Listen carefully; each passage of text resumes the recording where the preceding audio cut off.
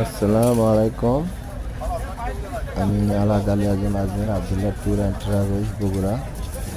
আমরা আজকে কাঁচা বাজারে এসেছি, সৌদি আরবের কাকিয়াতে কাঁচা বাজারটা।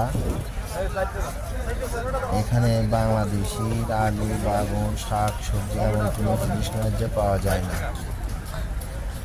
হাজিদেরকে খাওয়াতে হবে, ওই জন্য আমরা শাক সবজি কেনার জন্য কাঁচা বাজারে এসেছি। দেখেন কাঁচা বাজারটা কত সুন্দর।